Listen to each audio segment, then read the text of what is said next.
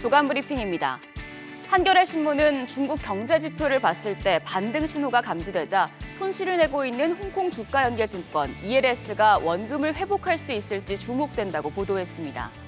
홍콩 증시에 상장된 중국 우량기업 40개 종목을 묶은 홍콩 H지수에 연계된 주가연계증권은 내년 상반기까지 약 10조 원어치의 만기가 도래할 예정입니다. 통상 만기가 3년인 점을 고려하면 내년부터 만기가 도래하는 상품은 2021년 당시 홍콩 H지수에 연계돼 있는데 당시 지수가 10,000에서 12,000으로 현재의 2배 가깝게 높은 수준이었습니다. 만기 물량 대부분이 내년 3월에서 5월에 집중 분포된 만큼 투자자 손실을 최소화하려면 만기 시점을 고려할 때 내년 초부터 지수 반등이 필요합니다. 대개 만기 시점에 지수가 40% 정도 빠지면 손실이 발생하기 때문에 고점에 들어간 투자자라면 내년 만기에 지수가 7,200 이상으로 올라야 손실을 보지 않게 되는 겁니다. 삼성증권은 내년 상반기까지 만기가 도래하는 10조 원어치 중에서 중국의 코로나19 봉쇄와 미국의 통화긴축 사이클이 결합하면서 손실 구간 진입, 녹인 물량은 7조 원대에 이르는 것으로 추산된다고 설명했습니다. 한국경제신문은 세계 최대 자동차 기업 도요타 자동차의 일본 내 일부 공장 가동 중단이 장기화할 전망이라고 보도했습니다. 니케이 신문에 따르면 도요타는 일부 부품을 조달하지 못해 6개 공장의 10개 생산 라인 가동을 20일까지 중단한다고 밝혔습니다.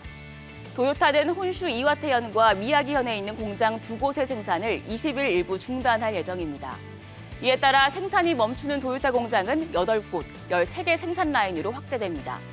도요타는 주말이 끝나는 23일 이후 생산 재개 여부를 20일 오후 결정할 방침입니다. 이번에 문제가 된 부품은 여러 차종에서 사용되고 있는 자동차용 스프링입니다. 도요타는 작년부터 일본 공장에서 가동 중단 사태가 잇따라 발생해 생산 방식의 한계점이 지적되고 있습니다. 조선일보는 불황에도 끄떡없던 명품 산업이 최근 기세가 한풀 꺾였다고 보도했습니다. 전 세계 명품 산업을 대표하는 기업인 루이비통 모에 헤네시가 올 3분기 지난해보다 9% 늘어난 199억 6,400만 유로, 우리 돈 약 29조 원의 매출을 기록했는데 지난 1, 2분기 증가율과 비교하면 반토막이 나며 시장 예상치를 밑돌았습니다. 이에 주가는 6개월여 만에 25%가량 하락했습니다. 세계 명품 생산과 유통을 대표하는 80개 기업으로 구성된 S&P 글로벌 명품 지수는 지난 7월 연고점 대비 20% 가까이 하락했습니다. 명품 기업 성장세가 하반기 들어 크게 둔화한 건 유럽을 제외하고 양대 소비 시장으로 볼 수 있는 미국과 중국에서 매출이 급감하고 있기 때문입니다. 지난해 1인당 명품 소비액 1위 국가인 한국에서도 지난 8월 매출이 전년 대비 7.6% 감소했습니다. 이와 관련해 까르띠에와 몽블랑 등의 명품 브랜드를 소유한 리치몬트 그룹 요한 리퍼르트 회장은 지난달 스위스 제네바에서 열린 회사 연례회의에서 지난 10년간의 명품 호황은 끝났다며 앞으로 1, 2년 내 매출이 정상화되기는 어려울 것이라고 말하기도 했습니다. 한국경제신문은 국민들의 이동통신 무선 데이터 사용량이 폭증하는 가운데 망 사용료 논란에 다시 불이 붙을 수 있다고 보도했습니다. 과학기술정보통신부에 따르면 이동통신 무선 데이터 월 사용량은 올해 8월 105만 5,806테라바이트로 역대 최대치를 기록했습니다. 스마트폰을 쓰는 무선 데이터 사용량은 5월 100만 2,307테라바이트를 나타낸 데 이어 4개월 연속 최대 기록을 갈아치웠습니다.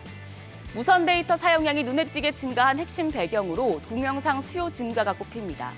과기정통부가 올해 국정감사 때 제출한 통계에 따르면 지난해 4분기 기준 국내 무선 데이터 사용량의 30% 이상이 구글과 넷플릭스로 나왔습니다. 업계에선 망 사용 대가를 둘러싼 통신사와 컨텐츠 사업자, CP 간의 갈등이 재점화할 것으로 보고 있습니다. 고화질 동영상을 원하는 수요가 꾸준히 늘고 있어 망 관리 비용이 더 늘면 통신사들이 망 사용을 대가로 추가로 요구할 가능성이 높은 상황입니다. 마지막으로 한겨레 신문은 지난달 전국의 아파트 입주율이 전월 대비 6%포인트 이상 하락한 것으로 조사됐다고 보도했습니다. 주택산업연구원 조사를 보면 지난 9월 전국 아파트 입주율은 65.1%로 전월 대비 6.4%포인트 떨어졌습니다. 수도권은 81.1%에서 81.5%로 상승했지만 5대 광역시는 68.3%에서 63.3%로, 기타 지역은 70.3%에서 60.3%로 각각 하락해 양극화 현상이 나타났습니다.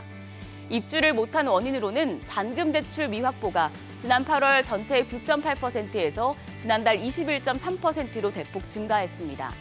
시중은행의 대출금리 인상과 특례보금자리론 대상 축소, 50년 만기 주택담보대출 종료 등 대출 상품 규제가 잔금 대출 여건을 어렵게 만든 것으로 풀이되고 있습니다. 지금까지 조간 브리핑이었습니다.